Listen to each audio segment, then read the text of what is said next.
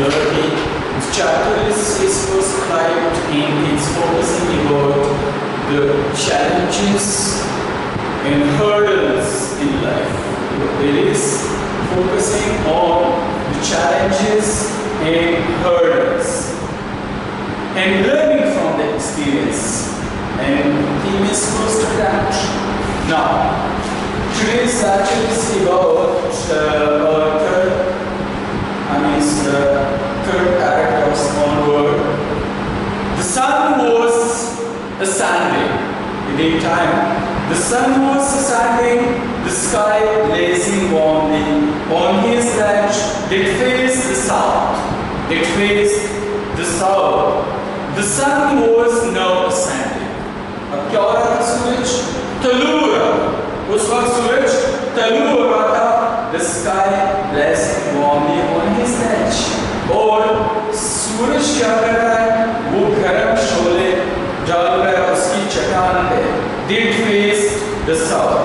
जिसका रुख जनूब की तरफ था। जिसका रुख किस तरफ था? जनूब की तरफ था। He felt the heat because he had not eaten since the previous night. He felt the heat. उसने हरारत महसूस की क्योंकि because he had not eaten since the previous night. क्यों उसने हरारत महसूस की? क्योंकि पिछली रात से उसने कुछ नहीं खाया था। क्यों नहीं खाया था? जैसे कि हमने चैप्टर में जिक्र किया था, just because of his cowardice. किस वजह से? उसकी बुज़दिली की वजह से। Because of what? Cowardice, lack of confidence. यानी self-determination and your confidence level. It matters. It matters in all of we, all of we have got different qualities. All of we have the same skills or the abilities. If you are determined and if you are confident, then you can do each and everything. And because of what? किस वजह से वो यहाँ पे कुछ उसे हरारत महसूस हुई? क्योंकि उसने खाना नहीं खाया था। क्यों नहीं खाया था? Because of the social boycott of his family member. It was a social boycott of his family member. What was the commitment of his family member? That we will never even provide you a single scrap of food until you will not fly. यानी क्या उन्होंने बताया उसे कि जब तक आप नहीं उड़ेंगे हम आपको एक टुकड़ा नहीं देंगे. It was the commitment in a social boycott with him. इसके साथ ये कमिटमेंट थी और यही सोशल बायकॉट था कि आप नहीं उड़ेंगे तो आपको नहीं देंगे. So now then he had found a dry piece of mackerel steak. Mackerels ये मछली की एक किस्म होती है. टेल दुम को कहते हैं. Then he found a dry piece of mackerel steak at the far end of his ledge. यानी उसका जो घोंसला था चट्टान पे उसके दूर किनारे उसे क्या मिल चुका? यानी एक किस्म की मछली के दुम का खुश्क टुकड़ा उसे मिला. और उसने क्या कर दिया उसने? Now there was not a single scrap of food left. अब वहां पे खुराक का एक वाहिद टुकड़ा भी नहीं बच चुका था. वहां पे खुराक का कोई वाहिद टुकड़ा भी नहीं बच चुका था. He had searched every inch. उसने हर जगह की तलाशी ली. He had searched every inch. उसने हर जगह की तलाशी ली. Rooting among the rough dirt cave. Rooting कुरेदते हुए. Rooting, R-O-O-T-I-N-G. Rooting among what? Rooting among the rough dirt cave. यानी कुरेदते हुए गंदे जो straw nest यानी वहां पे जो गंदे तिनके पड़े हुए थे उसे कुरेदते हुए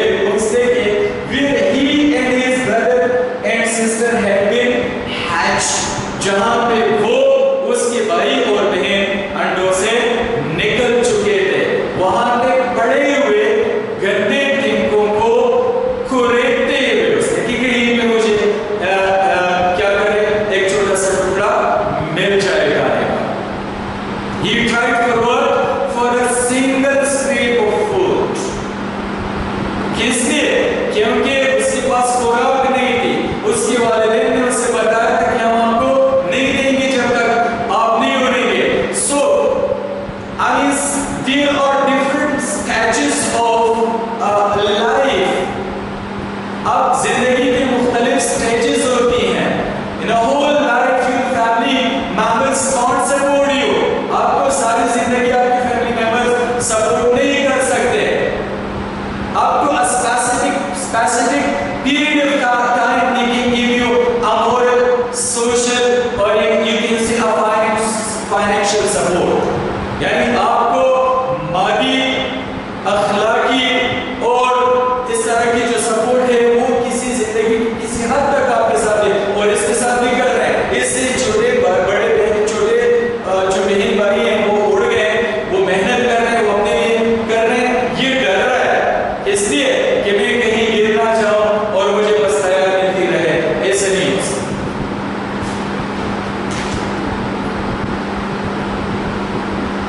He even not GNAW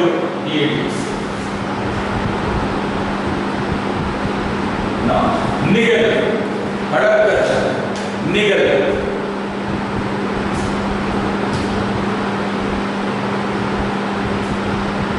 He even gnawed at the dried pieces of spotted eggshell. उसने हत्या के निगल ली दबेदार जो अंडों के गंदे छिलके थे, उसे हत्या के उसने निगल लिया। It was like eating part of himself. ये ऐसे था जैसे वो अपने जिस्म का कोई हिस्सा खा रहा है। जैसे वो क्या कर रहा है, अपने जिस्म का कोई हिस्सा खा रहा है। अब इसके साथ हो क्यों रहा है ये सब कुछ? इस वजह से by the lack of confidence की वजह से, सेल्फ कॉन्फिडेंस के अंदर नहीं है।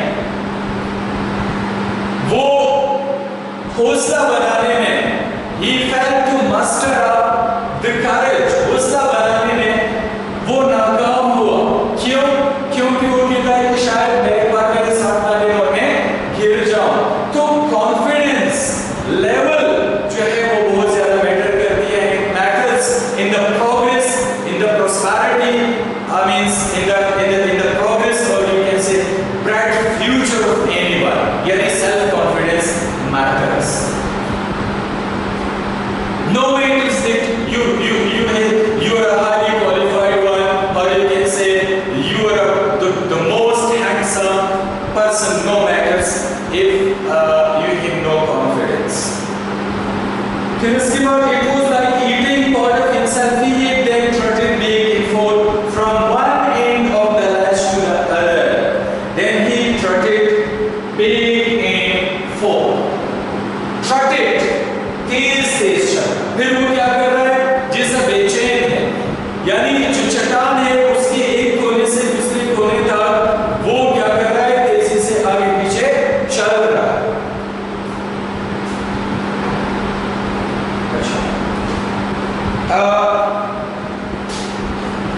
His gray body, the color of the cliff, उसका सुरमई जिसामत, यानी उसकी सुरमई जिसामत चट्टान की रंग की।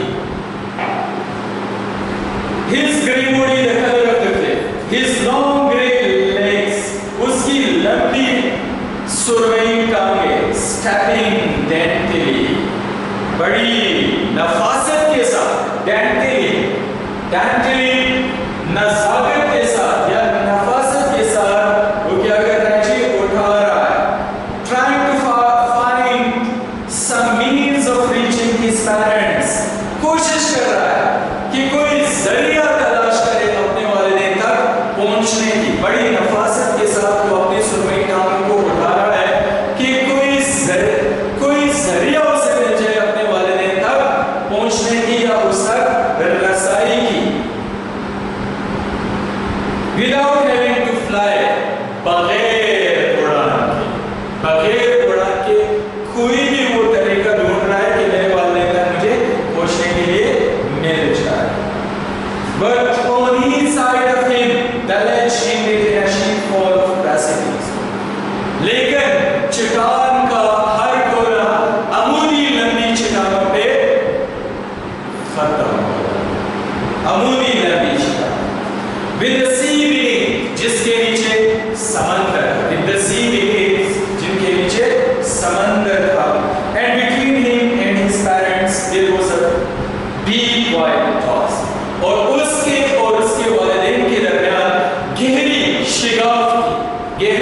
शिगाफ थी, and above him he could see nothing, और उसके ऊपर he was not able to see anything, यानी वो जो लंबी चट्टानें थी उसके ऊपर वो कुछ देखने के काबिल नहीं था। The precipice was sheer, जो चट्टानें थी वो अमूदी थी, and the top of it was perhaps farther away than the sea beneath him, और इनकी जो चोटियां थी वो कई गुना नीचे समंदर से ज्यादा ऊंची थी, यानी समंदर के मुकाबले में जितना समंदर गहरा था वो अमूदी चट्टानों की जो ऊपर वाली सतह थी उसकी जो नोकें थी वो कई गुना से ज्यादा ऊंची। He stepped slowly up to the brink of the ledge, वो आहिस्ता आहिस्ता किस तरफ आया? चट्टान के किनारे की तरफ। ब्रिंक, किनारे को, B-R-I-N-K, ब्रिंक। वो आहिस्ता आहिस्ता चट्टान की किनारे की तरफ आया, and standing on one leg with the other leg under his wings, एक पांव पे खड़े होते हुए जबकि दूसरे पांव को अपने पर के नीचे छुपाया। He closed one eye, उसने एक आंख बंद की, then the other, और तब दूसरी, and pretended to be falling asleep, और क्या बहाना कर रहा है? सोने की, कि मैं सो रहा हूं। अब चूंकि it's not possible, यानी कि आप भूखे हो और आपको नींद आ जाए, it's not possible. Still they took no notice of him. His parents take no notice of him. उसके वालिदैन ने अभी तक उसके ऊपर कोई तवज्जो नहीं दी। He is now doing social blackmail, यानी ब्लैकमेलिंग कर रहा है कि भाई मैं तो सो रहा हूँ, लेकिन उसके वालिदैन जो है उसकी तरफ कोई तवज्जो नहीं दे रहे हैं। He saw his two brothers and his sister laying on the plateau dozing, D-O-Z-I-N-G,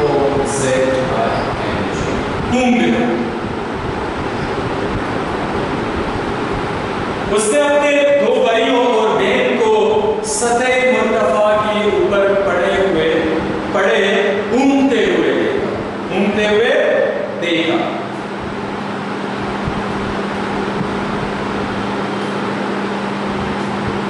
With their heads sunk into their necks, अपने सरों को गर्दन में दबोचे। His father was feeding the feeder on his white beak, preening, preening,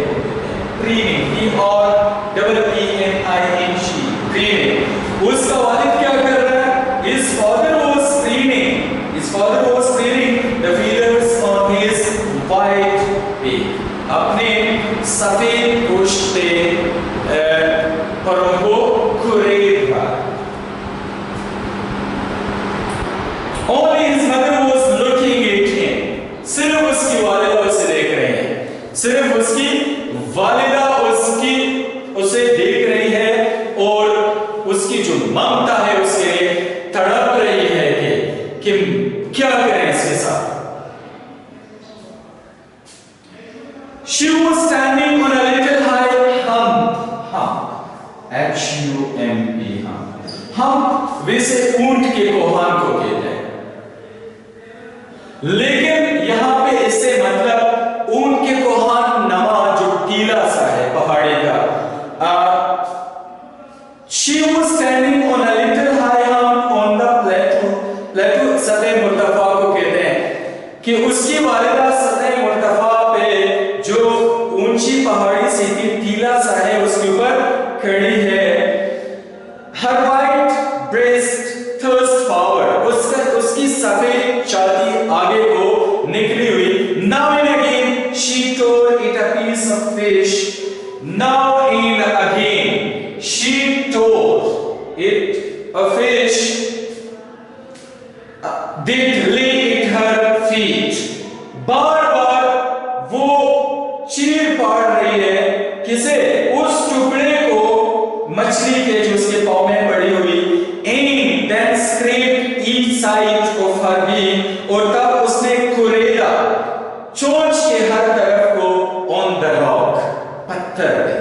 The sight of the food maddened him. इस खुराक के नजारे ने उसे पागल कर दिया। इस खुराक के नजारे ने उसे पागल कर दिया। How he loved to tear food that way, कि कितना उसे पसंद था इस अंदाज से खुराक को चीर फाड़ना, खाना। Scraping his beak now and again to at it, अपनी चोंच को खुरेदते हुए बार-बार इसे खुश करने के लिए। He uttered a low cackle, उसने आहिस्ता सी किट-किट की आवाज निकाली। His mother cackled too, उसकी माँ ने भी आवाज निकाली। And looked toward him, और उसकी तरफ देखा। And she called her it, God, God, God, he cried.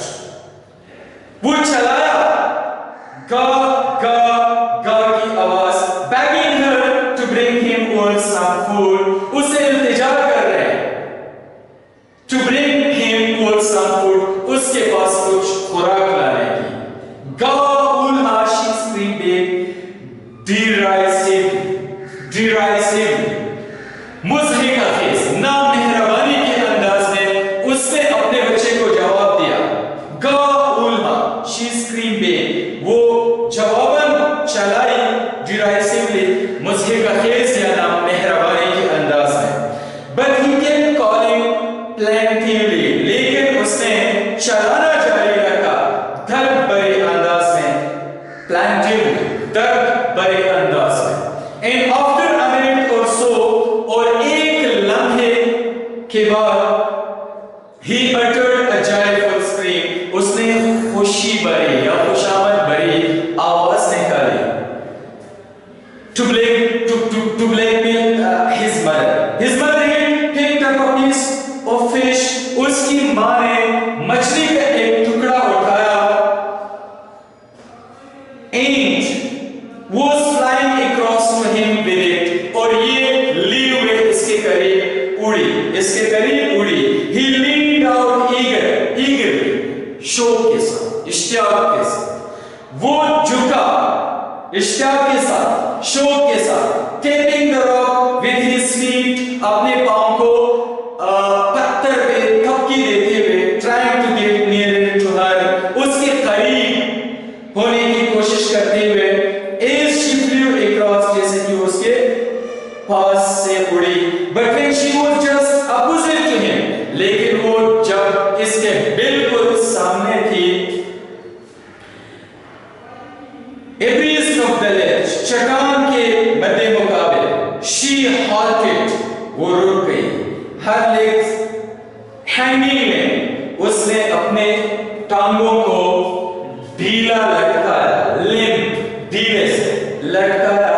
Her wings motionless, उसके बाजू हरकत किए हुए बगैर। The piece of fish in her beak, मछली का टुकड़ा चोंच में लिए हुए, almost within reach of his beak, तकरीबन इसकी चोंच के बिल्कुल करीब। He waited a moment in surprise, इसने एक लम्हे से यानी एक लम्हे हैरानी से इजहार किया, वॉर करते हुए कि सोचते हुए कि why she did not come near, कि क्यों वो इसके करीब नहीं आई। So and then और तब maddened by hunger, खुराक से निढाल होते हुए, पागल होते हुए, he dived at the fish, इसने मछली के ऊपर गोता लगाया।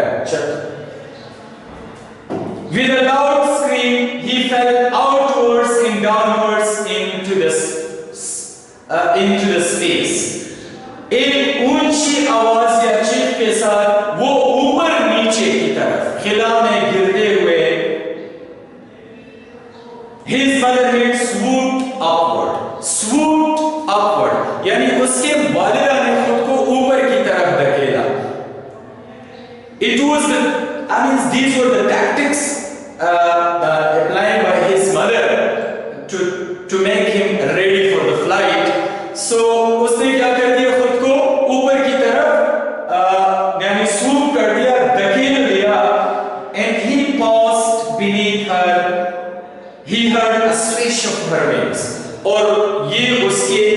सीने के नीचे से गुजरा।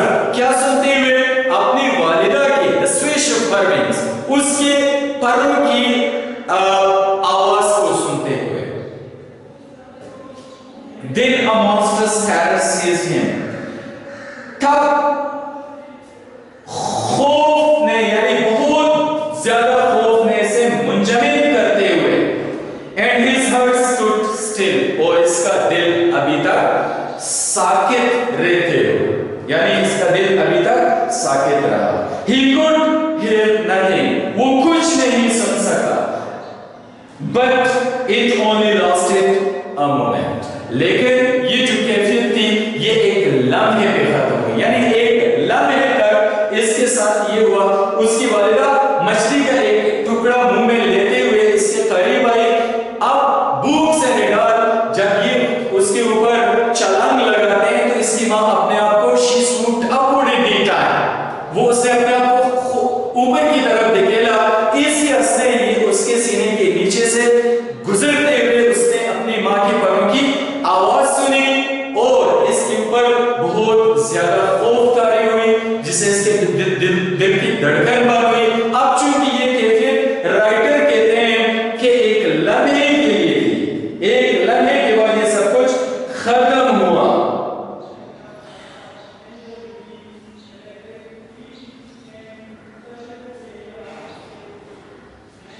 The next moment he felt his wings spread outwards. अगले लम्हे इसने अपने पैरों को बाहर की तरफ या ऊपर की तरफ फैलते हुए महसूस किया। ठीक है?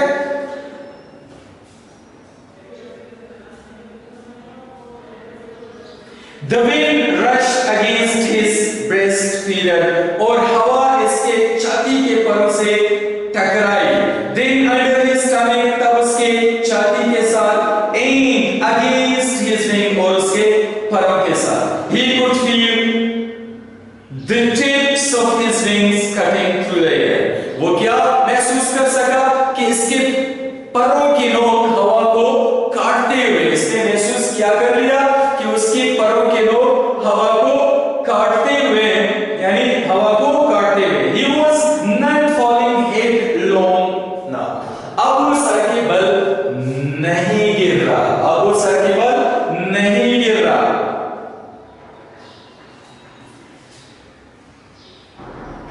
He was soaring gradually downwards and outward.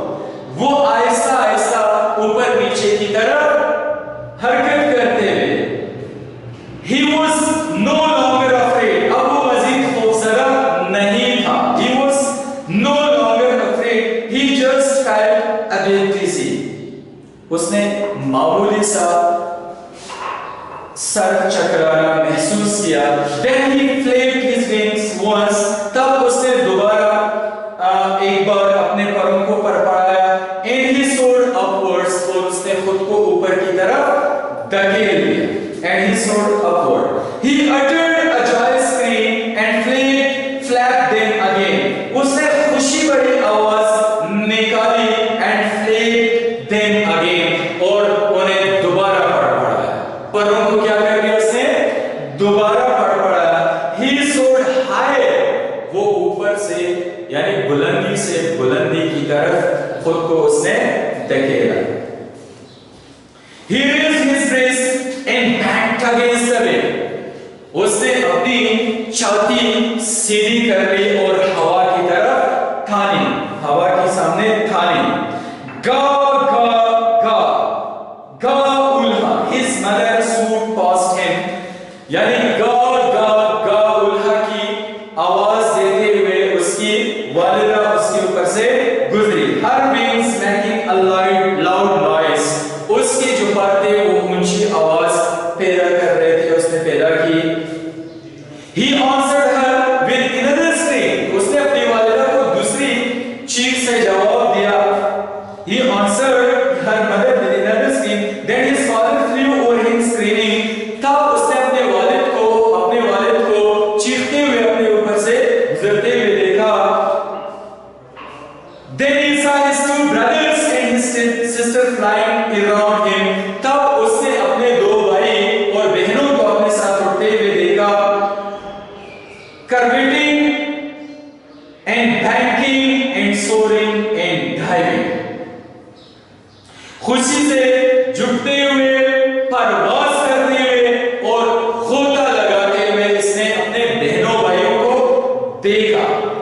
Then he completely forgot that he had not always been able to fly.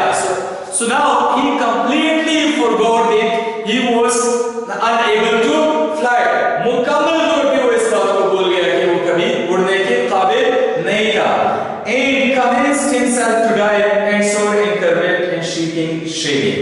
और खुद के साथ अहद कर लिया और आगाज कर लिया उसने गोता लगाने की, ऊपर की तरफ उठने की और झपटने की और तेज आवाज से उड़ने की.